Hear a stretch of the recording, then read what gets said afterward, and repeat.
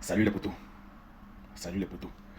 Alors que les autres candidats étaient fixés le même jour sur leur sort face à la Cour constitutionnelle, le dossier de Maurice Kamto a été décalé à aujourd'hui à 15 heures. Mais pourquoi ce traitement différencié? Vous vous êtes pas posé la question? C'est très simple. Il ne s'agit pas de candidats comme les autres. Kamto est suivi par les ambassades, les ONG internationales et l'ONU. Sa disqualification brutale provoquerait un tollé mondial, un bruit mondial sur la chaîne internationale. Son dossier, les poteaux, contient des éléments solides, des arguments légaux vérifiables. Le report est une manœuvre pour gagner du temps, pour bien écrire le discours de rejet et éviter une réaction immédiate de la communauté internationale. Ils savent que le dossier est solide, que les arguments sont vérifiables. Alors ils gagnent du temps, les poteaux.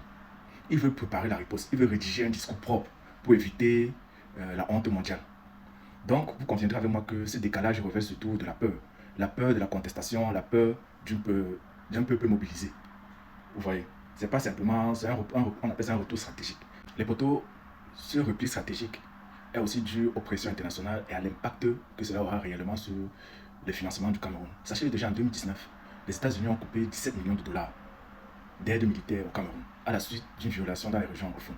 L'exclusion de Maurice Kamto peut raviver des tensions, puis à l'échelle anglophone, mais à l'échelle de tout le Cameroun. Et aussi, Human Rights Watch s'est immédiatement exprimé en dénonçant une exclusion qui compromet la crédibilité du secteur. Vous voyez, l'Union européenne aussi est entrée dans la danse. La Banque mondiale et d'autres bailleurs bilatéraux suivaient réellement les projets d'éducation, de santé, de développement rural et pourraient être gelés ou suspendus. Donc, sachant que ce régime a besoin de financement extérieur pour pouvoir assurer leur vie et leur longévité, ils ne peuvent pas se permettre à faire certaines choses n'importe comment.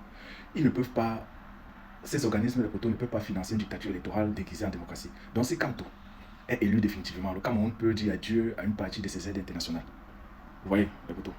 Et par cela, ils peuvent dire que peut donc décider la Cour constitutionnelle.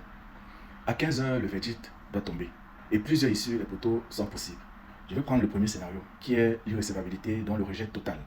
Donc, Kamto est exclu, vous voyez, il est exclu, et la conséquence sera quoi? La colère des populations, les crises de légitimité, le boycott potentiel, isolement diplomatique. Parce que même certains diplomates du Cameroun pourraient être interdits d'accéder à certains pays parce qu'ils ne respectent pas la démocratie. Le deuxième scénario, c'est la réintégration partielle de Maurice Kamto. Kamto revient, mais sous des conditions. On va lui mettre des formalités, des restrictions, un compromis, mais tout cela, ça serait pour apaiser Paris, Washington ou Bruxelles. Le troisième scénario, les poteaux, c'est on renvoie le dossier à Elecam. Ils peuvent le faire. On dit la Cour constitutionnelle, c'est le dernier recours, mais ils peuvent renvoyer le dossier à Elecam. Donc la Cour peut ordonner un réexamen technique du dossier. Un report d'apparence juridique, mais qui peut servir à repousser la décision finale. Vous voyez, on renvoie la balle à Elecam, qui peut encore rejeter plus tard sur d'autres motifs. Ça peut apaiser l'opinion internationale. Le quatrième scénario que je ne trouve pas très du tout possible, c'est acceptation complète de la candidature. Donc Maurice Kamto est validé sans condition, le pouvoir montre un visage démocratique et le scénario est risqué pour le régime, mais possible sous forme de pression diplomatique.